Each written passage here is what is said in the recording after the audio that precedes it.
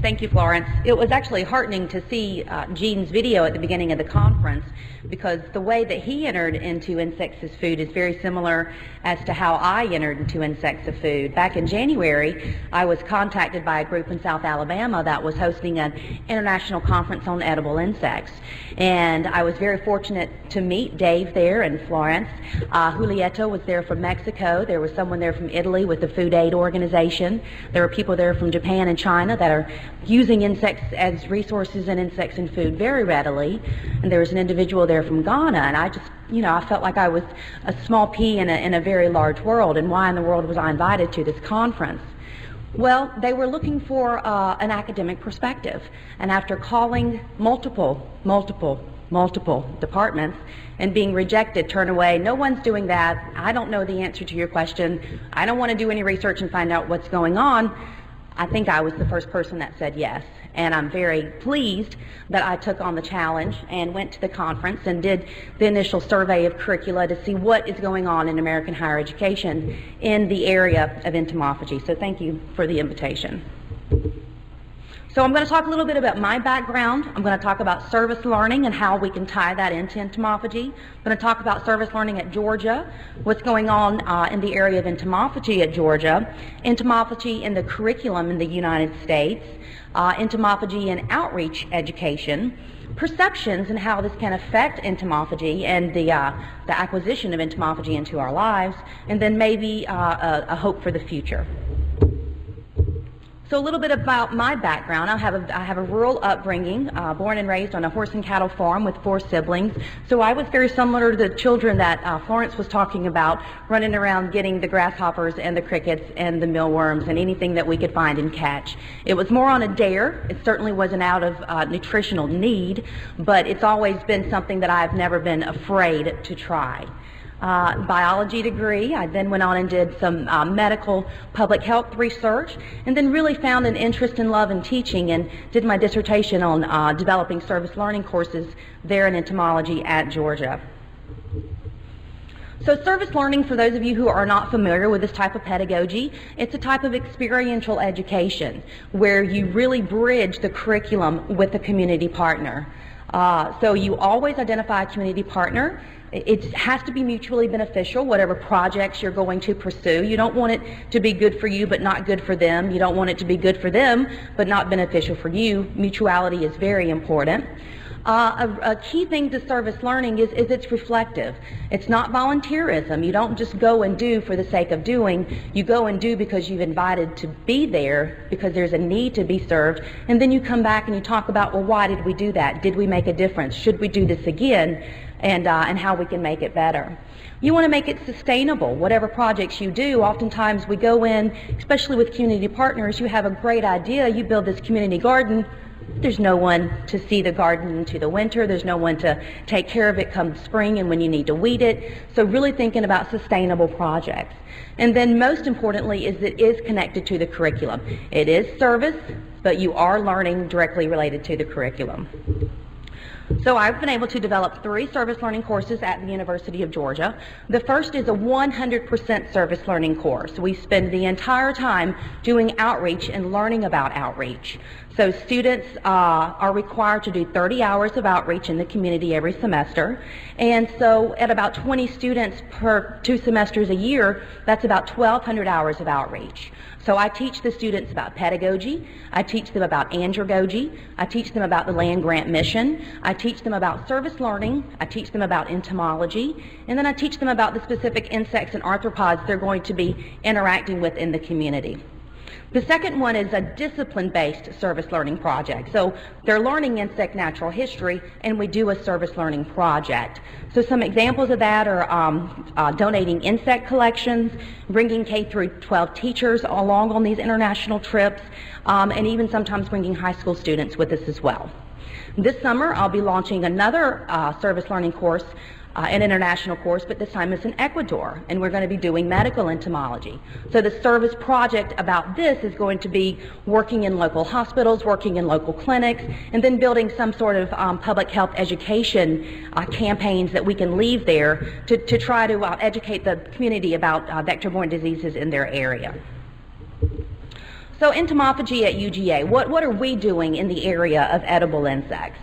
And I find this is kind of what a lot of people are doing. We have a course, an introductory course, and there's a lecture. There may be a half of a lecture where the professor will talk about insects as a food source. So it's a very small part. More so, there are a lot of outreach programs. And we have a very active outreach program at the University of Georgia, and we try to incorporate entomophagy into all of our community events. So in the fall, we have a large community event called the Insectival, where we offer insect foods. In the spring, we have an event there on campus, likewise offering insect food. And then we have something there for the university campus where we kind of set up in a central area and have a kind of a banquet set up, and people can come by and ask questions and try different types of food sources or food products. There's some things that we have prepared that have been pretty popular.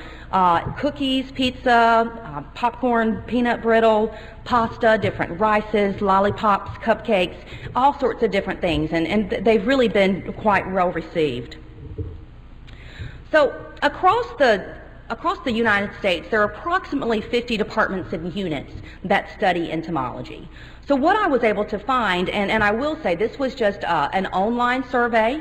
I was able to utilize the Entomological Society's resource section about the universities that offer entomology, and then try to find their courses and curriculum section, and then kind of go through, find course descriptions, and when I could, find a course syllabi. But you can't really tell a lot about what goes on in a 15-week course from a one-sentence description. So this is by no means a full report. This is kind of just a snapshot of what I was able to find.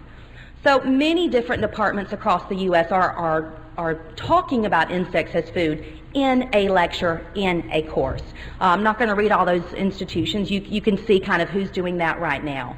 And I will say, if you do not see your institution on here and you know that you are doing some of this in your programs or in your courses, please find me afterwards so I can update my data. Also, there's a lot of entomophagy going on in outreach programs. So once again, not a full list. These are just a snapshot of some things that are going on. There's Cow Day, there's Insectival. Lots of people have an Insect Zoo Day.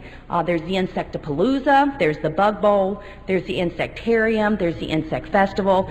And sorry, Florence, I certainly should have added the food banquet that you guys do there at Montana State, and I'll try to do that when I get back. So entomophagy as a part of a lecture in a course. These are all some very basic introductory classes that we as entomology departments offer our students. And once again, this is an example of there may be a lecture or there may be a portion of a lecture where they at least approach the subject of insects as food. I think the only upper level course that I found that did this was the general entomology course. I don't remember which institution that was at. I apologize. There are, from my research, I was only able to find about 4 standalone courses where the entire course is dedicated to insects as food. So one is at UC Davis, and that's the name of the course, Insects as Food. At the University of Connecticut, they have a course entitled Insects, Food, and Culture. At the University of Minnesota, in the Department of Anthropology, not in the Department of Entomology, there is a course entitled Anthropology of Food, and insects are probably a 3 or 4 or 5 week part of that overall course. And of course, Florence was speaking about what she does there at Montana State, Health, Agriculture, and Poverty, and several other courses where I know that she does entomophagy. So what are perceptions, the general perceptions? We've had a lot of that already today, but this is kind of what I have seen in my relationship with the community at different levels.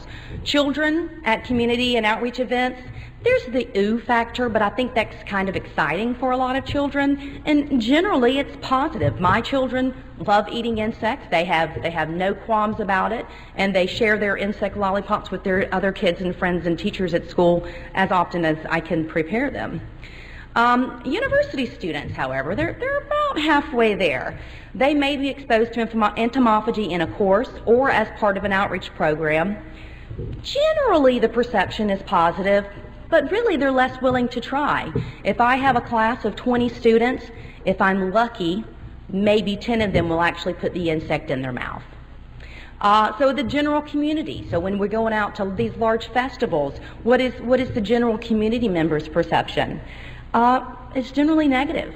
And I'm very sorry to report that. And oftentimes it's not the children at these community events. Remember, they don't mind it. They're pretty excited about it.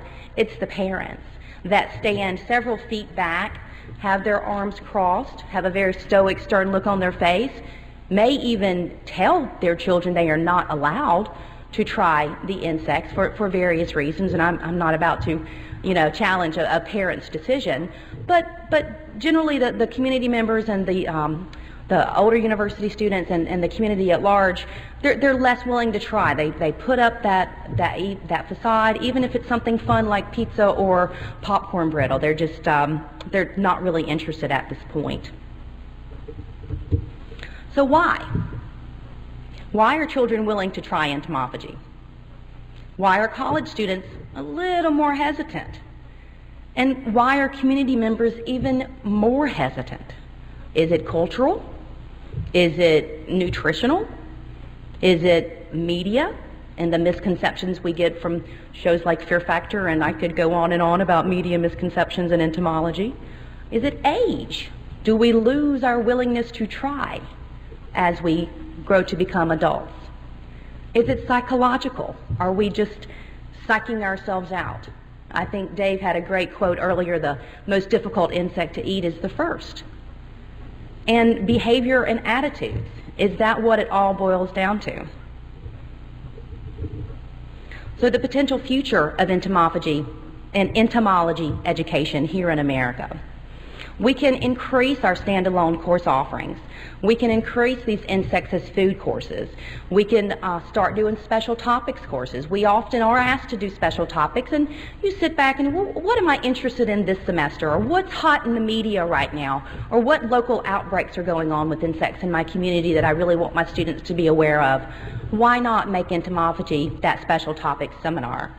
Same thing with freshman seminars. We're often asked to do freshman seminars and introduce these new people to our university about different concepts about the university life. Why not capture them from the get-go with the excitement and the enthusiasm and the nutritional value and the logic behind entomophagy? We can go into the cross-listed realm. As I mentioned, one of the schools, the insect course or the food course was located in anthropology. Why can't we reach out to our peer disciplines? Why can't we reach out to anthropology and family and consumer sciences and food and nutrition and the medical schools and all these different partnerships that already exist on our campuses with the specific focus of insects as food and edible insects? So the potential future of entomophagy in research and extension here at the university or here in America. So entomologists are really going to have to become activists, and at this point I think entomophagy is something you love or you hate or you're indifferent about. But as Florence has said, as Davis said, as Frank showed us a wonderful example of how it can help children around the world, I think that if this is something that's going to move forward, we as entomologists, we as the people that the community looks towards as being the experts in this field, have got to become activists. If we are the naysayers, then the community is going to reflect our opinion, and that barrier, that psychological barrier, those attitudes, those behaviors, those are just going to be just recycled over and over again. So there's going to need to be a shift in perspective, and this is across many different areas, not just an entomological perspective. But Florence brought up a wonderful question: why are we killing a complete protein source? Why can't we go out before dawn when all of those locusts are on the ground and just sweep them into croaker sacks? Take them all, put them in a big roaster, grind them into meal, and we've got wonderful food for our children and for ourselves. Why do we have to take out the crop dusters? Why do we have to apply all of these pesticides and insecticides? Why are we killing something that could feed us and could feed many, many people? There's the concept of trying to rear a lot of these things in the laboratory, which is great, but they're there. They're in the environment. We go fishing. We go hunting. We do all these things to find our food. Why not go out there when their metabolism is still low, they're not flying, and literally sweep kilos into bags? So an economical perspective, an economical shift is going to have to happen. We can make money on insects as food. I think Frank made a wonderful argument with the pillar power. And if someone has a patent on the peanut butter and that's going to run out, then why not someone come and take that spot and just reciprocate that wonderful concept of having insects as a nutritional source for our children. So in an environmental perspective, we've heard several times today about the impacts to the environment from a lot of our agricultural and a lot of our veterinarian and large domestic animal practices. We don't have to be this way, and we're limited. Our space is limited. We only have so much fresh water. We only have so much fresh air. We're going to have to address this issue. I think we're just putting our heads in the sand right now, and it's just the Western attitude. So there's going to have to be a cultural shift. We're going to have to start teaching our children as we read them The Hungry Caterpillar. We're going to have to teach them, that hungry caterpillar might like those lollipops and might like that cake, but you can like that little caterpillar too. There's going to have to be a nutritional shift, and so this is where I really think we're going to have to reach out to our peers in family and consumer sciences, in food and nutrition departments, like Frank. We're going to have to reach out to our pediatricians. We're going to have to reach out to our medical partners, our nurses, and really, really, really look at this from a holistic standpoint. There's going to have to be a shift in our agricultural practices. I think Florence mentioned king cotton. And I think that really speaks volumes. Earlier this year I was at a pollination conference, and one thing that they're seeing is that we're having to ship pollinators all over the world, because these monocultures will not support pollinators. If you have a food crop that blooms 3 weeks out of the year, you're not going to keep pollinators in the millions of acres of land. So now that our pollinators are dying, what's going to happen to that food? Why do we have to be this way? Now, professional development opportunities, which is why we're all here today at the conference. We have to incorporate this into many other aspects of our lives. So incorporate entomophagy into departmental events, incorporate entomophagy into university events, into professional events and conferences, into society events. As the norm. We don't have to be the quirky, nerdy entomologists that eat bugs because we're just crazy and we've lost our minds. We can make this the cultural norm if we choose to. I think one of the biggest things that kind of resonates with me is that 20 years ago, sushi was the ooh factor. You did not see sushi in grocery stores. No one would dare eat a raw piece of fish. And now it's a cultural norm. So I really feel that if we approach entomophagy with the same attitude, with the same positive attitude, that we can too have the cultural shift that we need. So insect food at departmental parties and receptions, we all do it. We have our socials. Why not go out and collect some insects ahead of time? Why not get some dragonflies that you're getting for your collections and put them in some tempura batter and throw them in the fryer? Why not offer that alongside the French fries and everything that you're offering at your parties? Why not have insect food talks like we're doing here today at all of our professional conferences? Why can't we see this at our state meetings or at our branch meetings? At our international meetings, there's one coming up in Korea in 2 years. Wouldn't it be great to have an insect symposia, an insect as food symposia at that meeting? Insect food campus events. I'm actually working with our dining services person at the University of Georgia, and he is going to allow my class to come in one night and have a dessert station with different types of insects. It's taken me about a year to get on the calendar. Evidently food service is very busy, but he didn't tell me no. I just had to be patient and wait. So incorporate it into the university. How many people come through the dining halls at the university? At my university, probably 15,000 people a night. So if they can just see it, whether they try it or not is up to them, but if they just see it as an option, that's going to be a first step. So, and then we kind of keep going back to funding. Let's face it, we can't do what we do without funding. We can do a little bit, We can try to go get donations from the community, which is what I do with a lot of my outreach programs. But if this is going to be a systematic change, it's going to have to come from the top. It's going to have to come from the World Health Organization, from the Food Aid Organization, from the NSFs, from the NIHs. It's going to have to become a priority at the granting agency level. And if any of you serve on panels, if any of you serve, if you have any influence in that realm, I would challenge you to approach that. You know, why not? Okay, is entomophagy research possible? Absolutely, without a shadow of a doubt. It's going on all over the place, and David showed you quite a few excerpts from some current research, and I did the same. I did a simple Google search of insect food resources, and this is what I found. The first is from someone in India, 2010. The second category is the utilization of insects for edible and therapeutic purposes. Another one from 2008. Additionally, numerous other insects are typically used for Chinese traditional medicines and food. And then the third one, September 2010, just a few months ago, this is coming out in journals, introduced edible insects being used by ethnic people in this province of China, the place which is special for us in its diversity, ethnic cultures, and folkways. There's a lot of traditional wisdom around entomophagy. In America, I'm not sure if we have any traditional wisdom. And I think that we really should kind of reach out to our counterparts across the world and try to incorporate some of that into our culture. And as we're becoming a global society, we almost are going to have to.